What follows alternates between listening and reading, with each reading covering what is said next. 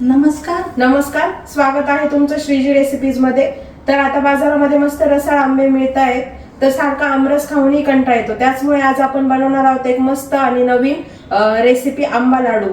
तर यासाठी विशेष म्हणजे साहित्यही खूप कमी लागतं। चला तर वेळ वाया न घालवता आपण बनवूया रेसिपी आणि बघूया त्याचं साहित्य। आपण आता साहित्य बघूया। आंबे हे डेसिकेटेड कोकोनट, नंतर हा 2 आंब्यांचा पल्प काढून घेतलाय आणि थोडा मिक्सरला बारीक करून घेतलाय।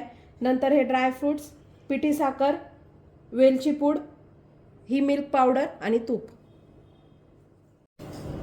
चला तर आता आपण आंबा लाडू बनवायला सुरुवात करूया।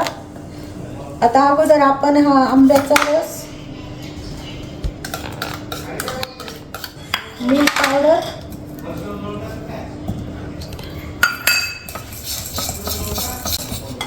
तुम्हाला जर मिल्क पावडर टाकायची नसेल तर तुम्ही 1 वाटी साखर टाकू शकता। आता मी मिल्क पावडर टाकली त्यामुळे आपण 2च चमचे साखर टाकणार आहे आणि साखरेचं प्रमाण तुम्ही तुमच्या आवडीनुसार टाका। आता आपण हे सर्व मिक्स करून घेऊया। आई, हे माप आपण अंदाजे घेतलंय की तुम्ही वाटीने मोजून घेतलंय? वाटीने घेतलंय। 1 वाटी आंब्याचा रस, 2 चमचे साखर आणि 1.5 वाटी खोबऱ्याचा किस आणि मिल्क पावडर 1 वाटी। आपण आता अशा प्रकारे पूर्ण गुठळ्या काढून घेतल्या। आता आपण हे 5 मिनिटं बाजूला ठेवूया। आता गॅस चालू करू।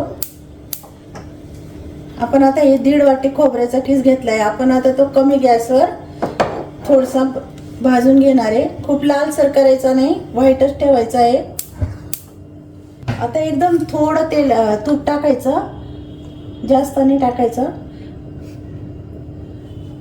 एखादा चमचा। आणि आता हा आपण खोबऱ्याचा किस आहे ना, तो हलकासा भाजून घेणार आहे। आणि गॅस आपण कमीच ठेवणार आहे, कमी गॅसवरच करायचं आहे आपल्याला। आई, तो का बरं लालसर नाही भाजायचा? लालसर जर भाजले तर आपल्या लाडूला अशी कडवट चव येते ना, त्यामुळे आपण जास्त लालसर भाजणार नाहीये, थोडा पांढरट ठेवणार आहे।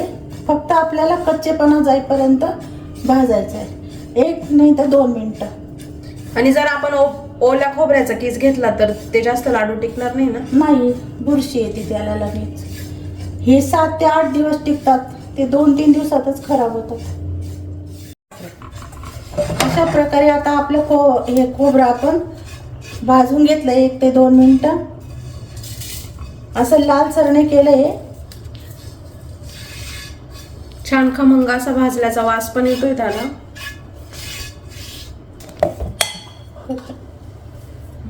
आता आपण परत थोडं तूप टाकू आणि आता आपण हे मिश्रण केलेलं आहे ना, ते आपण ह्याच्यात टाकून घेऊ।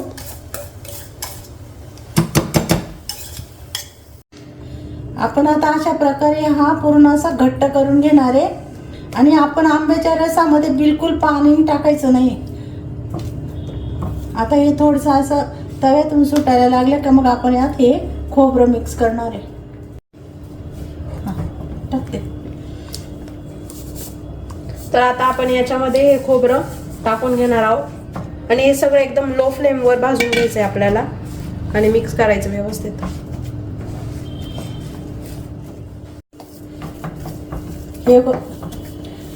हे बघा, इतका छान आता आपलं हे असं घट्टसर असा गोळा तयार होऊ राहिला। असं सतत हलवत राहायचं नाही तर मग खाली जळून जातो। टेक्स्चर पण बघा किती छान आलेलं दिसतंय, त्यामध्ये कलर पण किती छान आला आहे।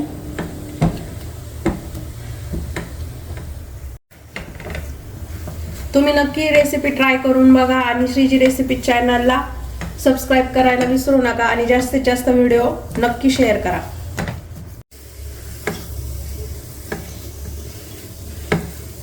आता आपण त्यात थोडी वेलदोडे आणि जायफळची पूड टाकून मिक्स करून घेऊ।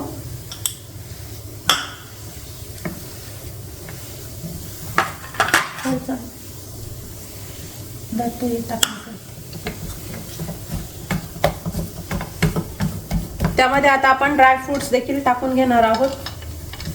छान असं सगळं व्यवस्थित मिक्स करून घ्यायचं.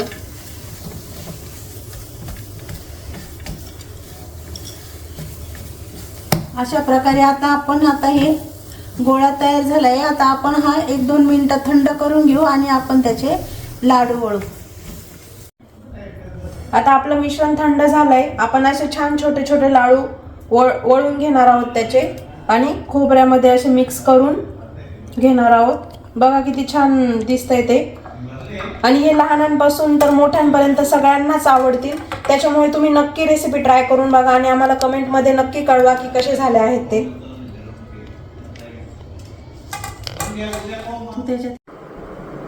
तर तयार आहेत आपले मऊ रसाळ आणि झटपट होणारे आंबा लाडू. तर तुम्ही सोपी रेसिपी नक्की ट्राय करून बघा आणि भेटूया अशाच एका नवीन आणि चविष्ट रेसिपी सोबत. तोपर्यंत धन्यवाद. धन्यवाद.